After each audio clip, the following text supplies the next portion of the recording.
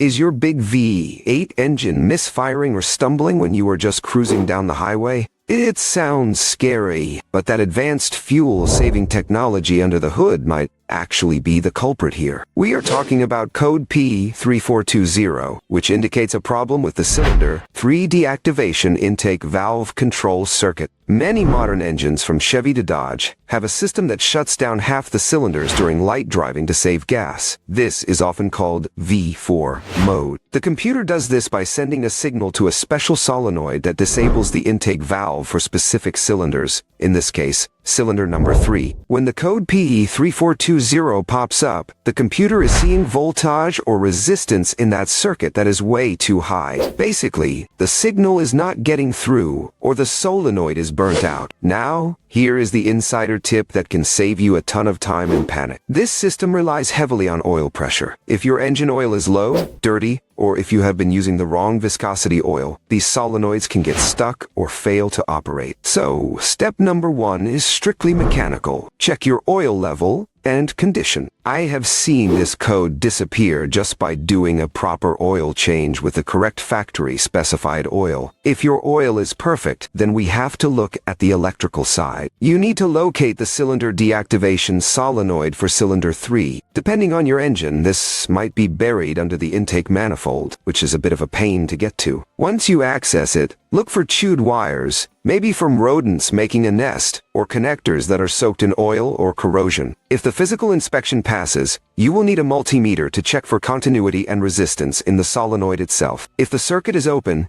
meaning infinite resistance, the solenoid is dead and needs replacing. But always, and I mean always, rule out the oil issue first, because replacing a solenoid is a lot harder than topping off your oil level.